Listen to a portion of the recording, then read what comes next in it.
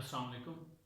Next topic is find molar mass or molecular mass. यहाँ पे सबसे पहले मैंने सामने लिख दी है ये एलिमेंट टोटल 20 एटॉमिक नंबर तक के एलिमेंट हैं जो मोस्टली फेडरल बोर्ड के रिकमेंडेड एलिमेंट हैं वो 20 एटॉमिक नंबर तक कैल्शियम तक। और यहाँ पे इसके सामने मैंने इनके एटॉमिक नंबर और एटॉमिक मैसेज लिख दिए हैं। Atomic number, atomic mass, atomic number, atomic mass. और इसके सामने मैंने ये element hydrogen, helium, lithium, beryllium, boron, carbon, nitrogen, oxygen, fluorine, neon. Next sodium, magnesium, aluminium, silicon, phosphorus, sulphur, chlorine, argon, potassium, calcium. सबके सामने इनकी मैसेज लिख दी हैं। अब हमारा जो मेन कंसर्न होगा वो मैस वाले कॉलम से होगा, एटॉमिक नंबर से नहीं है, क्योंकि हमने मोलर मैस फाइंड करनी है या मॉलिक्यूलर मैस फाइंड करनी है। तो इस कॉलम से कंसर्न है हमारा। वैसे ये फेडरल बुक की पेज नंबर 44 पे ये मैसेज लिखी हुई भी हैं, लेकिन यहाँ पे मैंने राउंड ऑफ करके लिखी हुई हैं। तो ये मैसेज अगर आप इधर से ही इनको याद कर सकते हैं या लिख सकते हैं तो ये ज़्यादा बेहतर होगा, क्योंकि उसमें पॉइंट की फॉर्म में, फ्रैक्शन की फॉर्म में दी हुई है। बारह इनको मैंने राउंड ऑफ करके लिखा हुआ है। तो ये मैसेज जो है न्यूमेरिकल वैल्यू के अंदर आपको ये मैसेज पुट करनी होती है।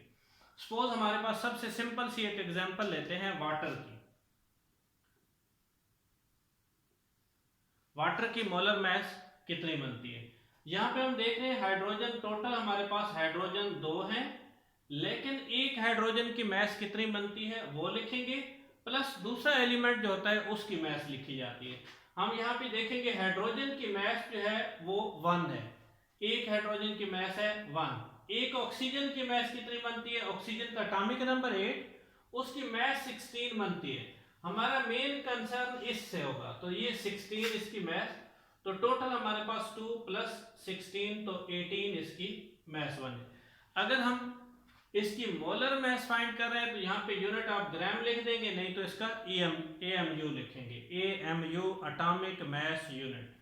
नेक्स्ट अगर सपोज हमारे पास है अमोनिया NH3, NH3 की मोलर मैस, नाइट्रोजन, तो नाइट्रोजन हम इधर देख लेते हैं, नाइट्रोजन की मैस है 14, यहाँ पे 14 लिख देंगे।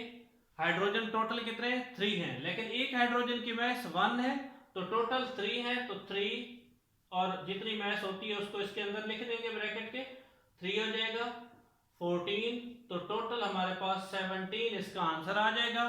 तो मोलर मैस का वर्ड यूज होगा तो इसका साथ यूनिट ग्राम लिख देंगे, अगर मॉलिक्यूलर होगा तो AMU वगैरह लिख सकते हैं। तो इस तरह ये मैस फाइंड इस तरीके से की जाती है। नेक्स्ट सपोज हम यहाँ पे एग्जांपल थोड़ी सी चेंज करते जाते हैं, 2-4 एग्जांपल डिफरेंट फॉर्म में देखते हैं कि उनको कैसे किया जा सकता है।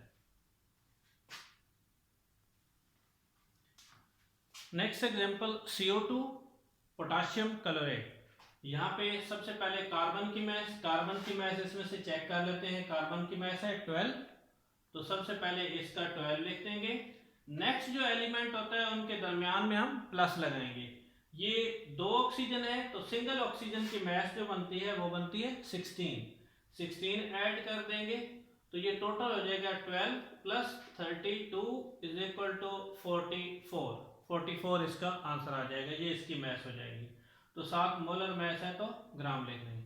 नेक्स्ट है KClO3 पोटाशियम, पोटाशियम की मैस यहाँ पे हम देखते हैं, पोटाशियम की मैस 39, सबसे पहले 39 लिख देंगे।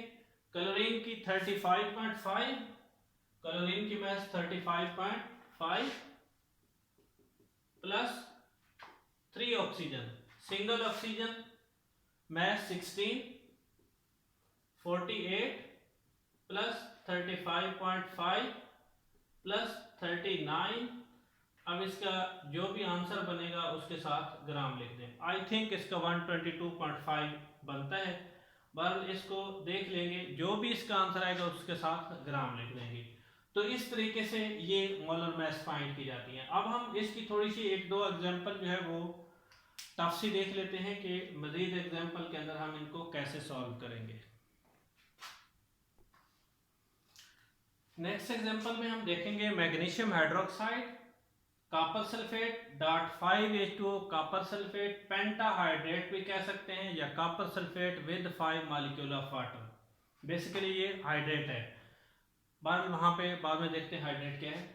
मैग्नीशियम हाइड्रोक्साइड, सबसे पहले ये होता है कि ये 2 से इसको या तो डायरेक्ट मल्टीप्लाई कर दें या 2 टाइम OH डायरेक्ट लिख दें, यानी इसको आप ऐसे भी लिख सकते हैं, ये OH जो है ये 2 दफा लिख लें, एक दफा ये हो जाए एक दफा ये हो जाए, उनकी नीचे मैसेज लिखते जाए, या फिर ये है कि इसको मल्टीप्लाई कर दें तो ये हो जाएगा MgO2H2।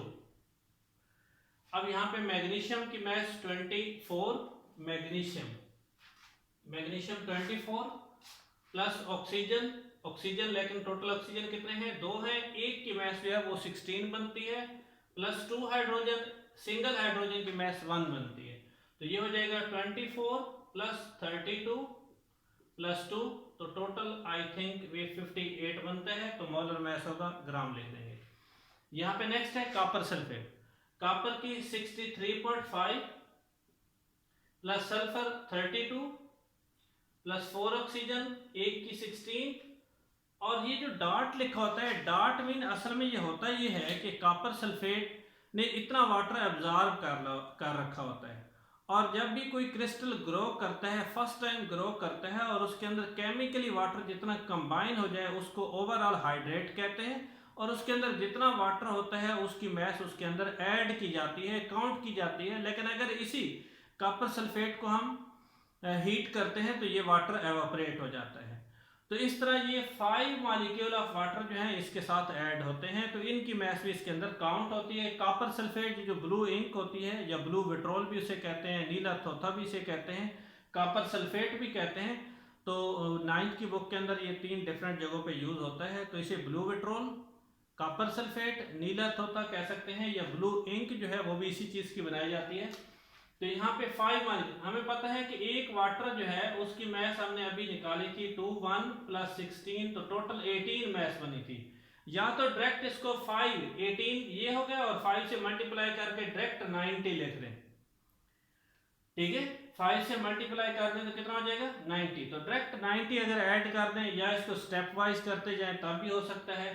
तो ये हो जाएगा 63.5 प्लस 32 प्लस 64 प्लस 90, तो ये हो जाएगा 249.5, ये इसकी मोलर मैस आ जाएगी। पहले चैप्टर के अंदर ये MCQ भी है, 3rd या 4th MCQ है, तो उसके अंदर इसकी मैस भी फाइंड करनी होती है।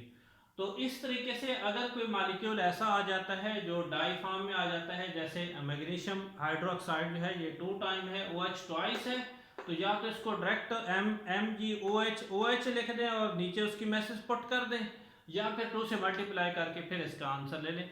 तो इस तरीके से ये मोलर मैसेज फाइंड की जाती हैं, और उसका सबसे बेस्ट सोल्यूशन ये होता है कि अगर आपके पास ये चीज़ें रिटन फॉर्म में हैं और ये आपको याद होनी चाहिए, क्योंकि पीरियोडिक टेबल जो है फेडरल बोर्ड के अंदर अलाउ नहीं होता, OA लेवल के अंदर ये अलाउ होता है, बहरहाल हमें ये चीज़ें याद रखनी पड़ती हैं। तो एटलीस्ट 20 तक इनकी मोलर मैसेज या एटॉमिक नंबर याद हो, डायरेक्ट आप वैल्यू पुट करें, कैलकुलेट करें आंसर लिख के, तो साथ मोलर मैसेज के लिए ग्राम लिख देंगे। तो ये था हमारा सिंपल से एक टॉपिक कि मोलर मैसेज कैसे फाइंड की जाती हैं। ठीक है, थैंक यू।